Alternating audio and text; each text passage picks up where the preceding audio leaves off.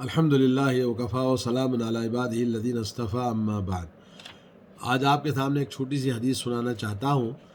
عن انس بن مالک رضی اللہ تعالی عنہ قال جاء اعرابی فبال فی طائفة المسجد فزجرہ الناس فنہاہم النبی صلی اللہ علیہ وسلم فلما قضى بولہ امر النبی صلی اللہ علیہ وسلم بذنوب من ماء فأحریق علیہ۔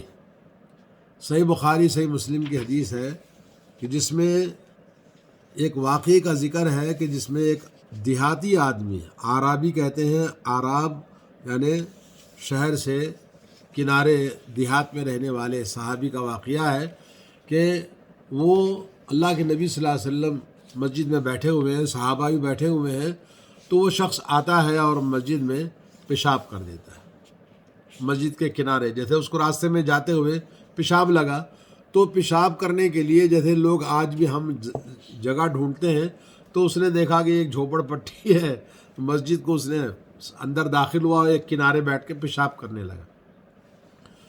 لوگوں نے زجروہ، ڈانٹا اس کو، بولے ارے کیا کر رہے ہو پیشاب، روکنے کی کوشش کی۔ اللہ کے نبی نے کہا کرنے دو، چھوڑ دو، جب کرنا شروع کر دیا تو کرنا چھوڑ دو اس کو۔ جب پیشاب سے فارغ ہو گیا تو نبی علیہ الصلوۃ والسلام نے حکم دیا کہ ایک بالٹی پانی اس کے پیشاب کے اوپر ڈال دو، بعد میں وہ اچھا ہو جائے گا۔ تو اس حدیث کے اندر ہمارے لیے بہت سارے شرعی احکام جو ہمیں معلوم ہوتے ہیں، آج آپ کو اس میں شیئر کرنا چاہتا ہوں۔ سب سے پہلے تو یہ ہے کہ نبی کریم صلی اللہ علیہ وسلم مسجد میں بیٹھتے تھے، آپ کے پاس صحابہ بیٹھا کرتے تھے اور آپ لوگوں کو تعلیم درس دیا کرتے تھے۔ اور وہ دیہاتی آدمی جو مسجد میں آ کے اس نے سمجھا کہ بھائی کنارے ایک جھوپڑ پٹی ہے، تو آ کے پیشاب کرنا شروع کر دیا، تو صحابہ کرام نے اس کو فوراً ڈانٹا کہ یہ مسجد کی حرمت ہے۔ لیکن اللہ کے نبی جو کہ بہت ہی بااخلاق، بلند اخلاق، صاحب عظمت، رحمت للعالمین، اللہ تعالیٰ نے آپ کو بشیر النذیر، خوشیاں بانٹنے والا، لوگوں کو آسانیاں پیدا کرنے والا بنا کر بھیجا ہے۔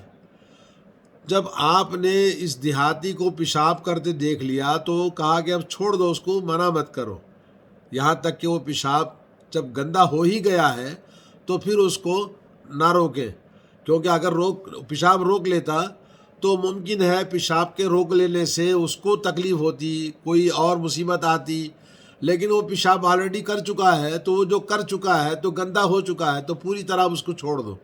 تو آپ نے اس کو منع کیا لوگوں کو کہ کرنے دو۔ جب پیشاب سے فارغ ہو گیا تو پھر آپ نے اس کو اپنے پاس بلایا اور پیار سے نصیحت فرمائی اور تعلیم دیا، اور نبی علیہ الصلوۃ والسلام نے صحابہ سے کہا کہ اس نے جہاں پیشاب کیا ہے وہاں پر ایک بالٹی پانی ڈال دو، چاہے وہ بیچ میں پیشاب روک لیتا یا پورا کر دیتا، ایک ہی بات تھی۔ تو آپ نے کہا کہ اس پیشاب کے اوپر کیا کرنا ہے، ایک بالٹی پانی ڈال دو، جب ہوا اور دھوپ لگے گی تو وہ پانی کی وجہ سے پیشاب ختم ہو جائے گا۔ یہ تعلیم تھی۔ اور اس کے بعد آئیے اس حدیث سے ہمیں جو بات معلوم ہوتی ہے کہ نبی کریم صلی اللہ علیہ وسلم نے اس صحابی کو، اس آدمی کو اپنے پاس بلا کر کہا دیکھو، جیسا کہ دوسری احادیث کے اندر اس کی وضاحت موجود ہے کہ یہ مسجد ہے، یہاں اللہ کا ذکر ہوتا ہے، قرآن کی تلاوت ہوتی ہے اور نماز پڑھی جاتی ہے، عبادت کی جاتی ہے، تو عبادت کی جگہ یہاں پیشاب یا نجاست کرنا درست نہیں ہے۔ یہ تعلیم آپ نے پیارے انداز سے آپ نے اس آدمی کو سکھایا۔ تو آپ کا جو اخلاق تھا، آپ نے لوگوں کو منع کیا اس کو نہ ڈانٹیں، تو یہ اخلاق دیکھ کر وہ آدمی مسلمان ہو گیا۔ مسلمان ہونے کے بعد اس نے کہا اللہم اغفر لی ولی محمد، اللہ سے دعا کی اللہ میری اور محمد صلی اللہ علیہ وسلم کی مغفرت فرما دے، کسی اور کی نہیں۔ کیونکہ لوگوں نے اس کو ڈانٹا تھا. تو اللہ کے نبی نے کہا تم نے اللہ کی رحمت کو مغفرت کو محدود کر دیا، ایسا مت کہو. تو اللہ کے نبی صلی اللہ علیہ وسلم کے اخلاق، تو اس سے اللہ کے نبی صلی اللہ علیہ وسلم نے جو تعلیم ہمیں دی ہے. اسی طرح ایک صحابی جیسے آتا ہے کہ وہ زنا کرنے کی انہوں نے اجازت مانگی، تو اللہ کے نبی نے کہا کہ تمہاری ماں کے ساتھ، تمہاری بیٹی کے ساتھ، تمہاری بہن کے ساتھ کوئی آدمی زنا کرنے کی خواہش کرے تو کیا تم اجازت دو گے؟ بولے نہیں. تو تم جس عورت کے ساتھ بھی زنا کرو گے تو کسی کی ماں ہوگی، کسی کی بیٹی ہوگی، کسی کی بہن ہوگی، کسی کی بیوی ہوگی، تو وہ کیسے راضی ہوں گے؟ تو پھر اس نے اس سے توبہ کر لی. تو آپ تعلیم اور تربیت کا جو انداز تھا، اس سے ہمیں عبرت حاصل کرنی ہے. اور اس حدیث میں جو بات ہمیں معلوم ہوتی ہے کہ زمین میں اگر پیشاب کر دیا جائے تو زمین کو اللہ تعالیٰ نے، جیسے اللہ کے نبی نے کہا جعلت لی الارض مسجدا وطہورا، اللہ تعالیٰ نے مسجد کو نبی علیہ الصلوۃ والسلام کے لیے عبادت گاہ، نماز کے لیے، کہیں بھی نماز کا وقت ہو نماز پڑھنا جائز ہے. کسی بھی جگہ زمین میں مسجد کا ہونا ضروری نہیں ہے. دوسرا یہ کہ مسجد زمین کو پاک کرنے والی اللہ نے بنایا. تو زمین میں اگر کوئی پیشاب کر دے اور وہاں پیشاب کے اوپر پانی گر گیا، بارش کا پانی پڑا، تو پیشاب پاک ہو جاتا ہے. جب زمین میں جیسے بہت ساری گندگی پڑتی رہتی ہے تو پیشاب یا کوئی بھی گندگی بارش کی وجہ سے یا پانی ڈال دیا جائے تو دھوپ اور ہوا کی وجہ سے وہ چیز ختم ہو جاتی ہے. اور دوسرا اس بات کا پتہ چلا کہ مسجد کا احترام کرنا اور مسجد کی پاکی صفائی کا اہتمام کرنا. نبی علیہ الصلوۃ والسلام ایک مرتبہ آپ نے دیکھا کہ وہ دیوار پر کسی نے تھوک دیا تھا، تو نبی علیہ الصلوۃ والسلام اپنی ناگواری کا اظہار فرمایا، خود اپنے ہاتھ سے صاف کیا. اس بات کی دلیل ہے کہ مسجد کی پاکی صفائی کا بہت زیادہ خیال رکھنا چاہیے.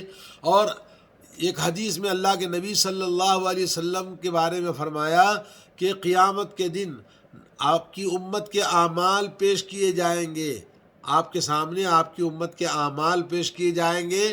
تو امت کے اعمال میں نبی علیہ الصلوۃ والسلام نے اس عمل کو بھی دیکھا کہ ایک آدمی مسجد سے گندگی کو صاف کرتا ہے، مسجد میں پڑے ہوئے کچرے کو نکال کے باہر پھینک دیتا ہے. تو مسجد میں جو بھی نقصان دہ چیز ہے، جیسے ٹیشو پیپر ہے یا کوئی بھی انسان بال گرا دیتا ہے، تو کوئی بھی چیز ہے مسجد سے نکال کے باہر پھینک دینا، یہ بھی اس کے نام اعمال میں لکھا جاتا ہے. اور نبی نے اس عمل کو دیکھا، اس امتی کے عمل کو. تو اس بات کی دلیل ہے کہ آدمی مسجد کو پاک صاف رکھے اور پاکی صفائی کے لیے جو بھی مسجد میں کام کرے گا اس کا اجر اس کے نام اعمال میں قیامت کے دن کام آئے گا، جیسا کہ نبی علیہ الصلوۃ والسلام نے دیکھا. اور اس حدیث سے ہمیں یہ بھی معلوم ہوا کہ رسول اللہ صلی اللہ علیہ وسلم کے بلند اخلاق، کہ وہ شدت پسند دیہاتی آدمی اس کس طرح سے پیار سے محبت سے آپ نے اس کو تعلیم دی تو وہ مسلمان ہو گیا. اور اس نے کہا اللہم ارحمنی و محمدن ولا ترحم معنا احدا، اے اللہ مجھ پر اور محمد صلی اللہ علیہ وسلم پر اپنی رحمت نازل فرما، ہمارے علاوہ کسی پر نہیں. تو یہ حدیث صحیح بخاری کے اندر موجود ہے یہ لفظ. تو اللہ کے نبی نے اس سے منع کیا، بولے ایسا محدود نہیں کرنا چاہیے. اور نمبر 4، اس لیے کہ لوگوں کی طبیعت کا خیال کرتے ہوئے کہ لوگ الگ الگ مزاج کے ہوتے ہیں، تو اس کے مزاج کے حساب سے تعلیم اور تربیت کرنا چاہیے اور اسی کے حساب سے ان سے بات چیت کرنا چاہیے. اگر شدت کا معاملہ کریں گے، ایک آدمی کی مزاج میں شدت ہے، پہلے سے سخت مزاج آدمی ہے، تو اس کے ساتھ نرمی کے ساتھ کیسے معاملہ کرنا، اس حدیث کے اندر معلوم ہوا. نمبر 5 یہ ہے کہ جب مفاسد یعنی خرابیاں ایک ساتھ جمع ہو جائیں تو اس صورت میں جو آسان مفسدہ ہے یا آسان جو فساد ہے، کئی چیز فساد ہے. مثال کے طور پر اس نے پیشاب کرنا شروع کر دیا، اور اگر پیشاب کرنے والے کو ہم روک دیتے تو پیشاب فوراً پکڑ لینے سے، روک لینے سے اس کو نقصان ہو سکتا ہے، وہ بھی نقصان ہے. اور تو وہ نقصان جو انسان کو پہنچے گا وہ زیادہ شدید ہوگا. اس لیے اللہ کے نبی نے اس سے ہلکا نقصان کہ پیشاب کرتا ہے پوری طرح کرنے دو. تو جب 2 نقصان میں ہمارے سامنے آئے تو جو ہلکا نقصان ہے اس کو برداشت کر لینا، اور جو بڑا نقصان ہے اس سے بچنے کی کوشش کرنا چاہیے۔ تو اس حدیث سے یہ معلوم ہوا۔ اور نمبر 6 کہ لوگوں کے ساتھ میں اس طرح سے سختی کا معاملہ کرنے سے اور بھی شدت آتی ہے۔ جیسے کہ بعض لوگ تربیت کرنے میں ٹیچر ہیں، ایک ٹیچر ہے جو ہمیشہ بچوں کو مارتا ہے، ماں باپ ہے، ماں ہے بچوں کو ہمیشہ مارتی ہے، گالیاں دیتی ہے، باپ ہے جب دیکھے تو بچوں کو برا بھلا کہتا ہے، مارتا ہے، ڈانٹ ڈپٹ کرتا ہے، تو یہ سختی جو ہے اور زیادہ سختی پیدا کرتی ہے، مزاج میں شدت پیدا کرتی ہے، اور تربیت اس کا اچھا اثر نہیں ہوتا ہے۔ تو اس طرح سے آدمی کو تربیت کرنے میں نرمی کا معاملہ کرنا۔ اللہ کے نبی نے کہا کہ جب بھی کوئی نرمی کا معاملہ کرتا ہے تو نرمی ہمیشہ بھلائی لاتی ہے، اور شدت وہ ہمیشہ بھلائی سے محروم کر دیتی ہے۔ تو تربیت کرنے میں آدمی کے مزاج میں نرمی ہونی چاہیے۔ اللہ تعالی ہمیں توفیق عطا فرمائے۔ عام طور پر ہم اپنے سے نیچے، اپنے سے چھوٹے اور اپنے ماتحت میں جو لوگ ہیں، جب آپ کوئی بھی غصہ ہوتے ہیں، ناراض ہوتے ہیں، تو بڑی سختی کا، شدت کا معاملہ کرتے ہیں۔ جیسے شوہر ہے یا باپ ہے یا گھر کا بڑا ذمہ دار ہے، تو شدت کے ساتھ معاملہ کرتے ہیں۔ اللہ تعالی ہمیں توفیق دے، ایسا نہیں کرنا چاہیے۔ اور نمبر 7 اس حدیث سے جو معلوم ہوا کہ نبی علیہ الصلوۃ والسلام نے تعلیم دینے کے لیے جو اسلوب اپنایا، جاہل کو کس طرح تعلیم دینا چاہیے، اس کے اندر بیان کیا گیا۔ تو یہ حدیث ہمیں اسلام کے بہت سارے تربیت کے، تعلیم کے طریقے ہمیں بتاتی ہے۔ اللہ تعالی ہم سب کو اس کے مطابق، سنت کے مطابق عمل کرنے کی توفیق عطا فرمائے۔ وصلی اللہ علی نبینا محمد وعلی آلہ وصحبہ اجمعین۔ السلام علیکم ورحمۃ اللہ وبرکاتہ۔